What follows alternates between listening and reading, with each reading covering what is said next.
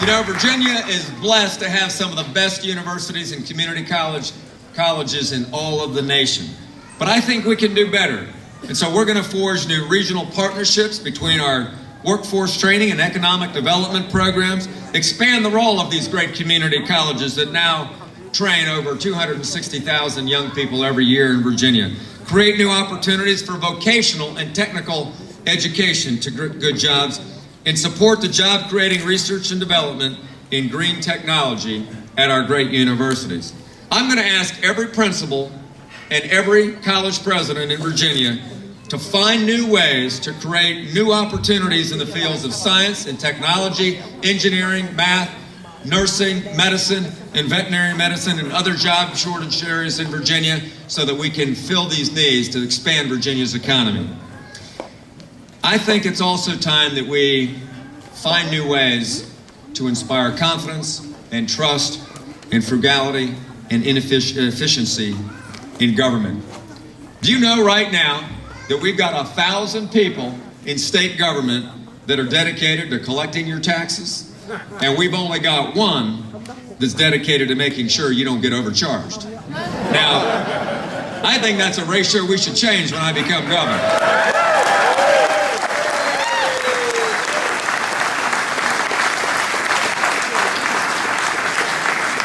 It is your government and your money, and it's time that we start acting like it is.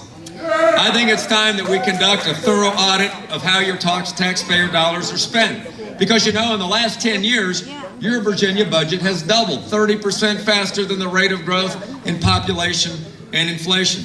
I think we should have an outside external auditor start to look at our major state agencies and provide a greater level of budget transparency throughout the state. We spend $80 billion every 2 years in Virginia, and I think you need to know exactly where that money is going. I also want to make sure we make life simpler, and dealing with government becomes easier for Virginians. We need to be more efficient and more user-friendly. You know, Ronald Reagan reminded us quite often that sometimes government's a part of the problem.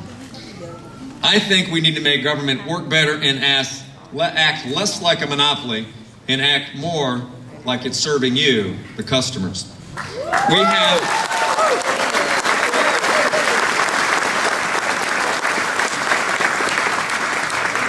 We do have great and dedicated state employees in Virginia that I've had the honor of serving with for 18 years. But I know that the systems need to be improved so that customer service and user friendliness is the top priority. Do you know we've got over 23 programs, over 9 different agencies that are responsible for workforce development? Jean Marie's talked to me about that. We need to make that simpler and more effective. So I'll provide a clear and mission-focused charge to them, and that is train people well for new jobs and reduce bureaucracy. That should be the mission of our workforce development programs. To all of you moms that are here today, I want to say I understand somewhat of what you face, because I see what my wife Maureen goes through every day with our 5 kids. You balance home, you balance children and work and everything else in what seems to be a daily race against the clock.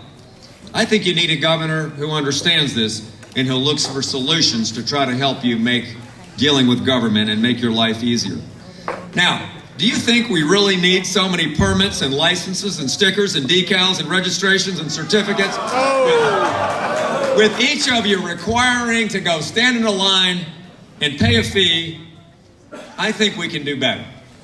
I think that every mom is a working mom, and it'd sure be nice if a governor had a working mom simplicity task force to advise them, don't you?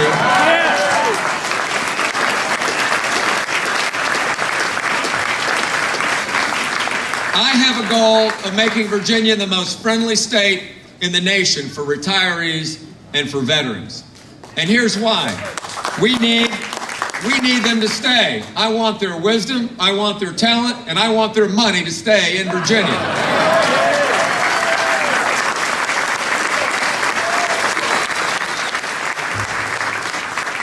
Now, we've come a long way fighting crime and reducing victims' harms in Virginia. But I want to make Virginia the worst state in the country to be a member of a gang or to be a drug dealer. Yes.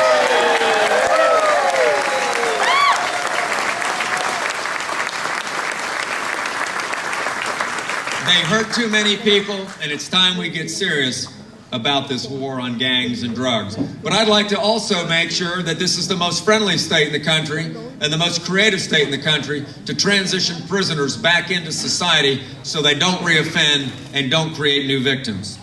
I think we need greater partnerships and coordination between government and civic and faith-based organizations. So I'm going to help to bring private and public sectors together to improve the lives of Virginia citizens, like we did in the Attorney General's office in working with Virginia's great food banks.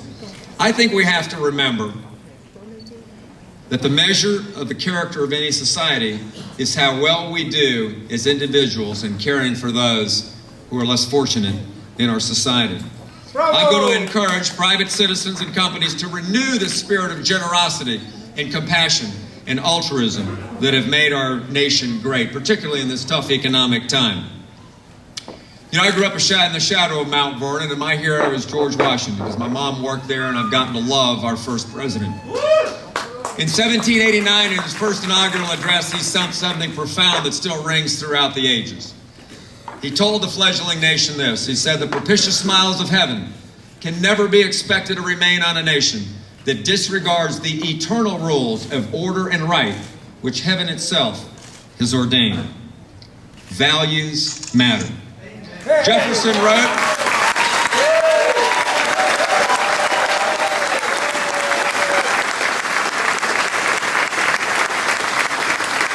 wrote those immortal words that were endowed by our Creator with certain inalienable rights, and among them are life and liberty and the pursuit of happiness.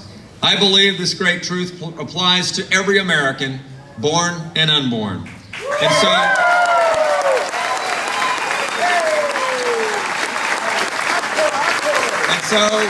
as governor, I will make sure that we defend innocent human life.